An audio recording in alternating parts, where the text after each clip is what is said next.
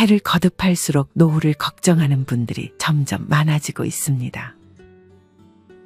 물가는 오르고 나갈 돈도 많은데 지금부터 이 부분에 대해서 고민하지 않는다면 미래의 내 노후가 어떻게 될지 모릅니다. 지금 당장은 괜찮으니 미래를 생각하지 않고 크게 고민하지 않는 분들도 많습니다. 하지만 우리는 노후에 우리를 불행하게 만들 수 있는 수많은 리스크에 미리 대비를 해야만 합니다. 은퇴 창업 리스크, 의료비 리스크, 금융사기 리스크 등이 있지만 그중 제일 신경 써야 할 것이 있습니다. 그것은 바로 자녀 리스크입니다. 노후의 최고 리스크는 자식이다라고 말하는 분들이 점점 많아지고 있을 정도로 자녀들에게 들어가는 돈으로 인해 많은 부모님들이 고생하고 계십니다. 우리 부모님들도 사람인지라 힘들게 살았던 인생, 나이가 들면 좀 쉬고 싶을 것입니다. 하지만 자녀를 위해 너무 많은 돈을 써서 노후 자금을 하나도 남기지 못하게 되면 이른이 넘어서도 고된 일을 계속해야 될 수 있는 상황이 발생할 수 있습니다. 물론 부모라면 자식에게 뭐든 해주고 싶겠지만 돈으로 무언가를 해주는 것은 좋은 점보다는 안 좋은 점이 더 많습니다. 이런 말도 있습니다. 자식과 인연을 끊고 싶으면 다 주어라. 그만큼 자식에게 다 주는 것이 부모 자식 사이에도 안 좋은 영향을 끼칠 수 있다는 의미입니다. 오늘은 이렇게 나의 노후가 힘들어지는 가장 큰 원인 중 하나인 자식 부양과 관련하여 자식에게 돈을 가장 많이 쓰게 되는 세 가지에 대해 알려드리겠습니다. 첫째는 자녀의 결혼 비용입니다.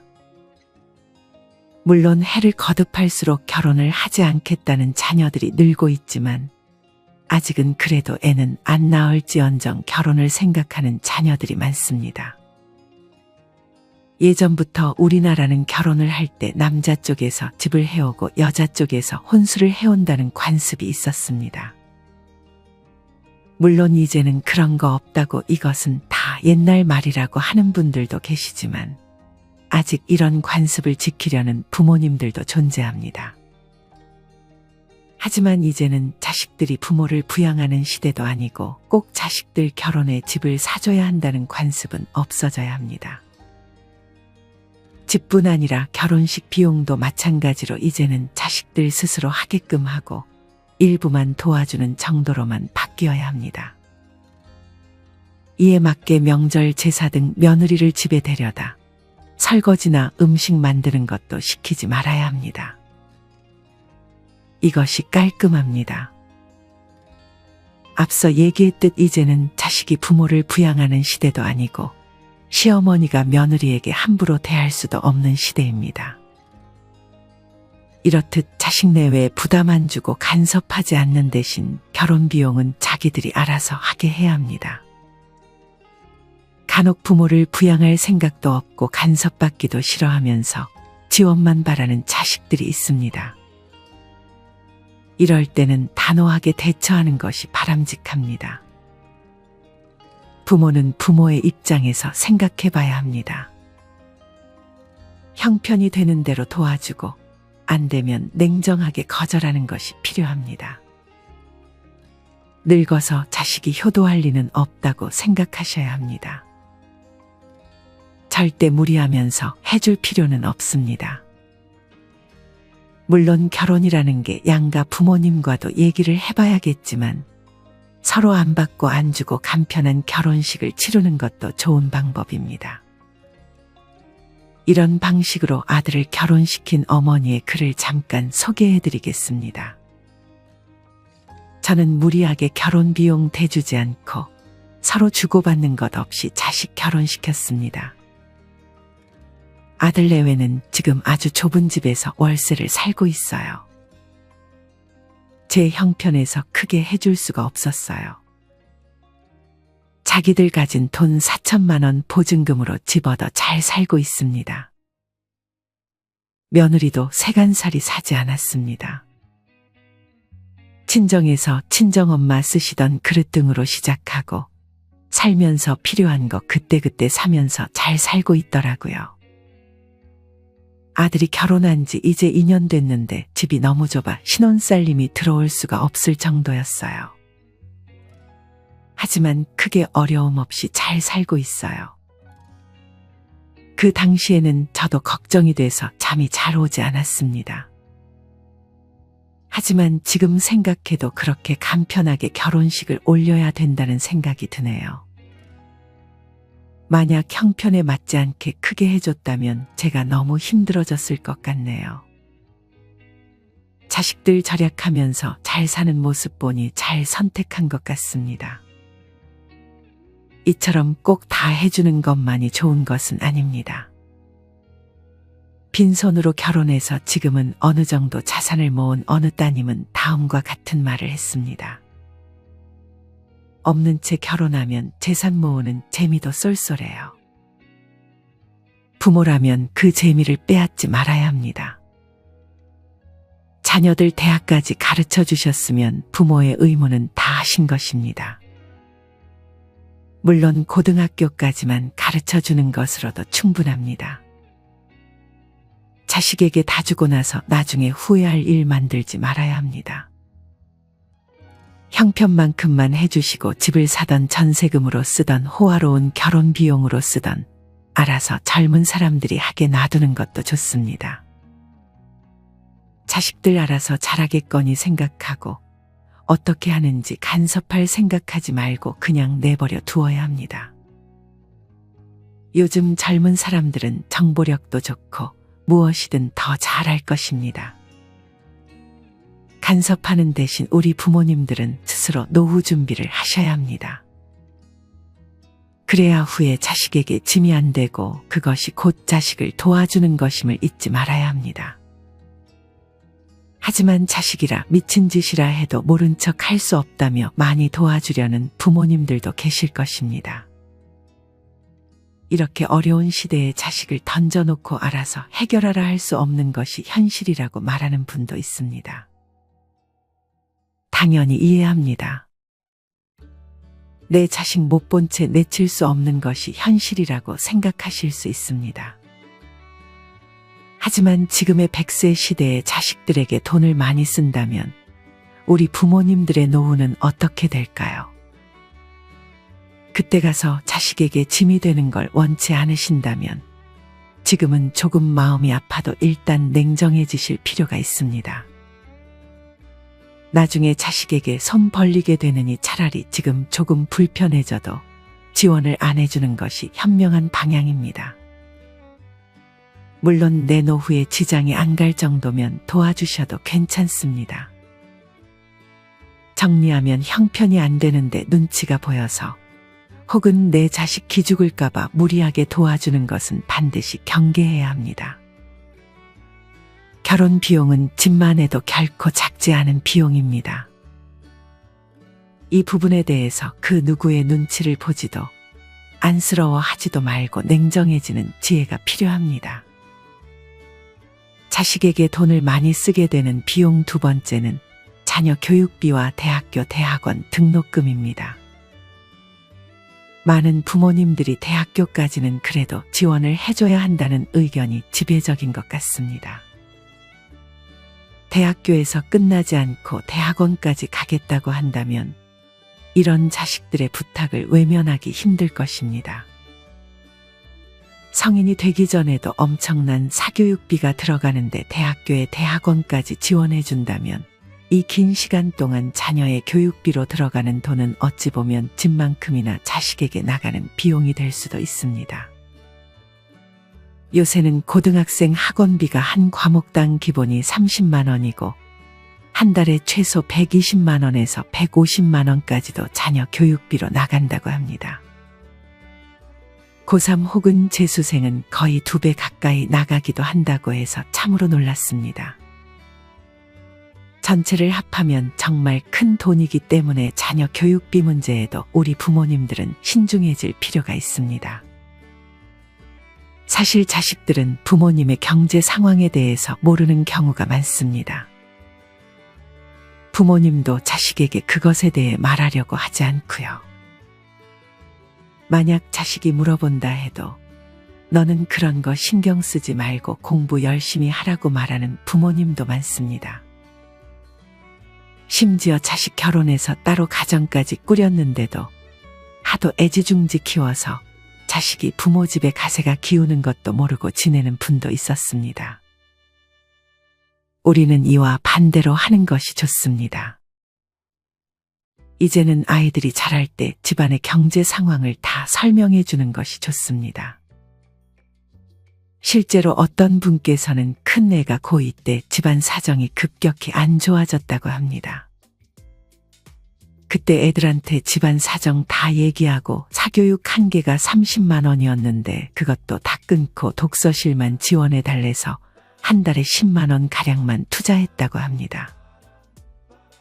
그래도 대학 잘 들어가고 알바하고 자기 미래도 잘 설계하며 여자친구도 사귀고 잘 살고 있다고 말씀하셨습니다.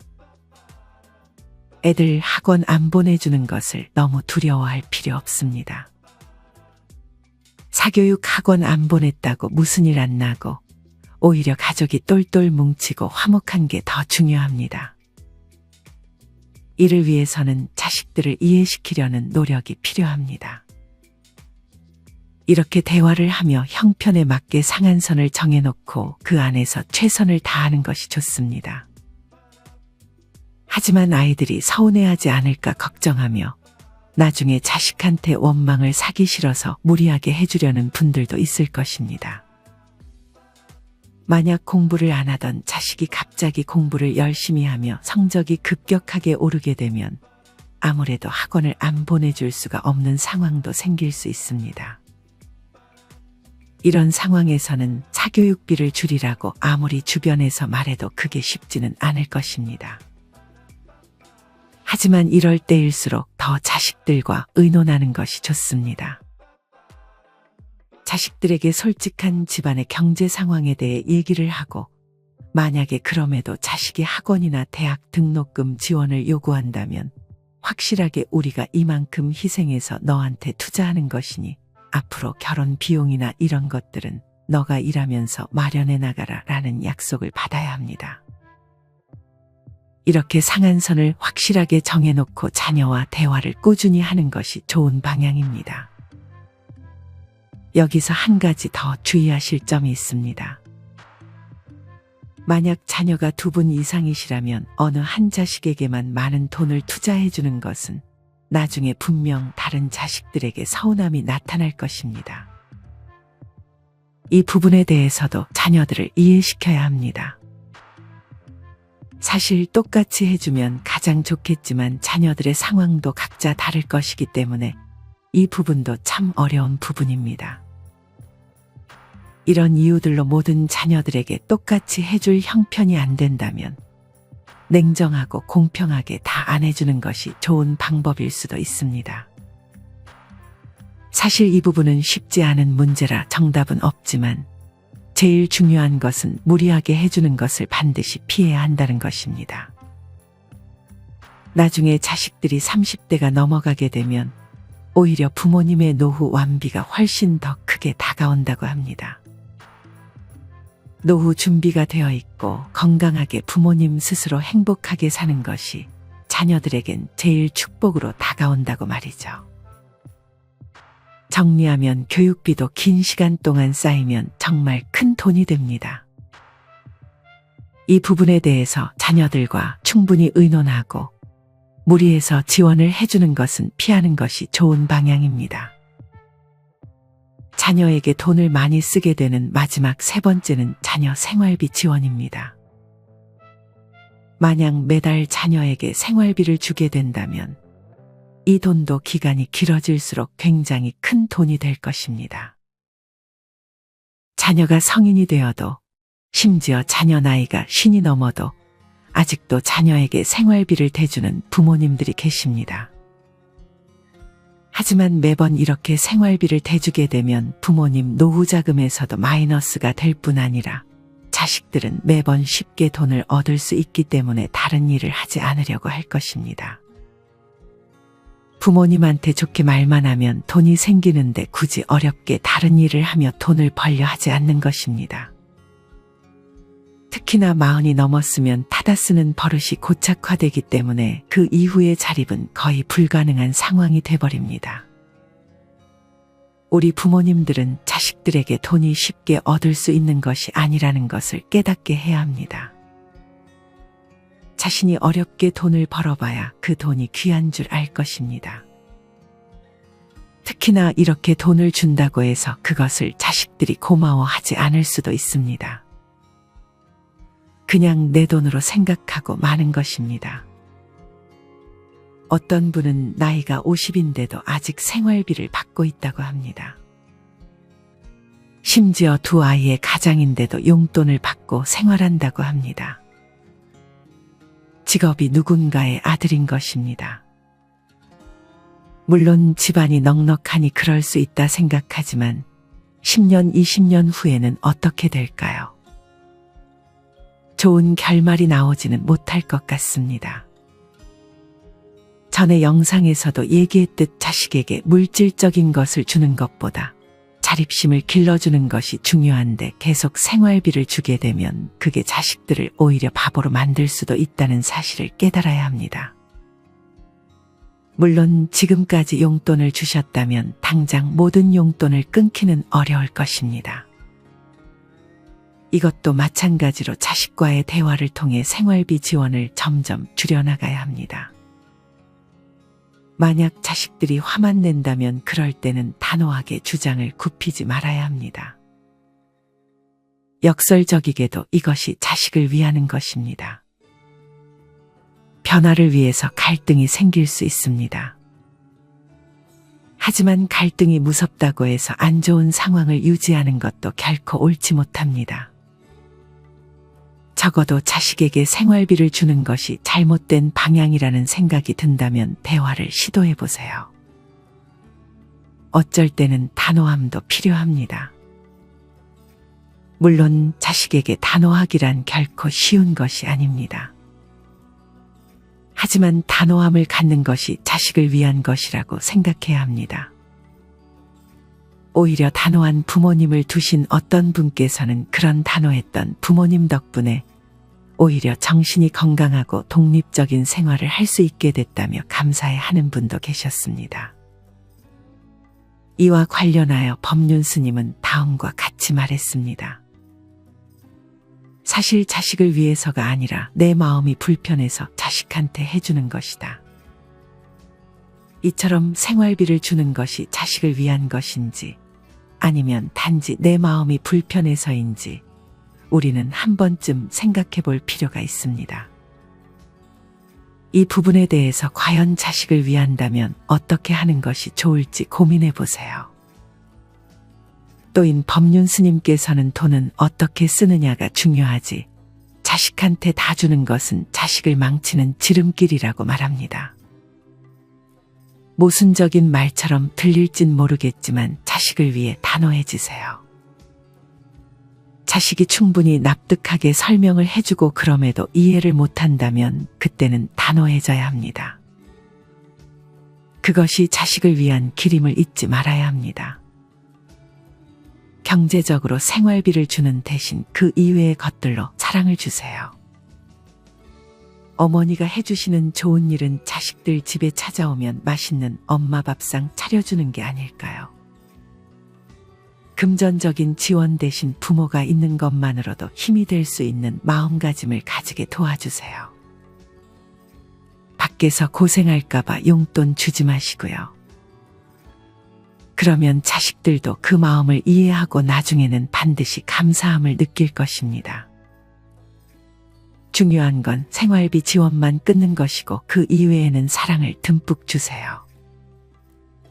더 이상 자식을 바보로 만드는 일은 그만두셔야 합니다. 만약 아직 자녀가 어리다면 자녀에게 용돈을 직접 관리하게 하고 일찍이 경제에 눈을 뜨게 만들도록 도와주는 것이 좋습니다. 부모는 돈을 잘 모으는 게 아니라 돈을 잘 쓰는 것을 가르치는 것이 좋습니다. 그러면 자녀가 돈을 소중하게 생각하고 성인이 돼서 경제적으로 자립할 확률도 높아지게 됩니다. 정리하면 자녀에게 생활비를 주기만 하는 습관은 버리는 것이 좋습니다. 그리고 돈을 버는 것이 얼마나 힘든 일인지 직접 느끼게 해야 합니다. 그래야 부모님의 지원에도 감사할 것이고 장기적으로 봤을 때 자식에게 자립심을 길러주는 부모가 될 수 있을 것입니다. 명심하셔야 할 것이 앞서 얘기했듯 자식에게 주는 것이 정말 자식을 위한 것인지 아니면 그냥 내 마음이 불편해서인지를 먼저 생각해 보는 것입니다. 모순적이게도 자식을 위해 주는 것이 자식을 망칠 수 있는 지름길일 수 있고 나 자신을 신경 쓰는 것이 곧 자식을 위한 것일 수 있습니다. 진정 자식을 위한 것이 무엇인지 오늘의 영상을 계기로 고민해보는 시간이 되셨으면 좋겠습니다. 오늘은 자녀에게 돈을 많이 쓰게 되는 3가지에 대해 알려드렸습니다. 첫째는 자녀의 결혼비용, 둘째는 자녀의 사교육비와 대학교 대학원 등록금입니다. 마지막 셋째는 자녀에게 주는 생활비입니다. 이 돈들이 모이면 정말 어마어마할 정도의 돈이 됩니다. 이런 돈이 내 노후 자금이 아닌 자식에게 전부 투자해버리는 것은 절대 옳은 방향이 아닙니다. 오히려 나중에 자식에게 다 해주고도 자식에게 짐이 되는 상황을 피하지 못해 자식 눈치를 보는 최악의 상황이 될 수도 있습니다. 나의 노후를 잘 준비하는 것이 자식에게 줄 수 있는 최고의 선물입니다. 부모 스스로가 나중에 자식에게 용돈 안 받고 경제적 독립을 이루고 건강하기만 하다면 자식에게 최고인 것입니다. 특히나 자식에게 재산을 미리 다 물려주고 용돈 타면서 사는 것은 피해야 합니다. 재산 미리 물려주는 부모님들이 없을 것 같지만 아직도 정말 많습니다. 다 물려주고 나중에 용돈 탈 때는 눈치를 보며 타게 됩니다. 여기서 현실적인 명언 하나를 소개해드리겠습니다. 부모가 누더기를 걸치면 자식들은 모른 척하고 부모가 돈주머니를 차고 있으면 자식들은 모두 효자가 된다. 이 명언을 반드시 기억하시길 바랍니다. 마지막으로 자식들이 어릴 때부터 건강관리를 소홀히 하면 안 됩니다. 특히나 근력운동은 꾸준히 해주시는 것이 좋습니다. 노후의 근육 1kg의 차이가 나이가 들었을 때 1,000만 원 이상의 병원비 차이로 이어진다고 합니다.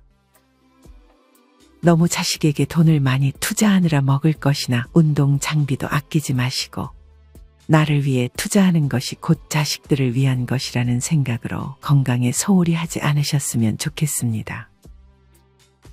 오늘 말씀드린 내용이 정답은 아닙니다. 동의하지 못하는 부분도 당연히 있을 수 있습니다. 그저 오늘 영상을 보며 자식에게 주는 행동에 대해 다시 한번 생각해보는 시간이 되셨기를 희망합니다. 이상으로 오늘의 영상을 마치겠습니다. 우리 모든 구독자분들의 행복한 노후를 응원합니다. 다음에 더 좋은 내용으로 찾아뵙겠습니다. 감사합니다.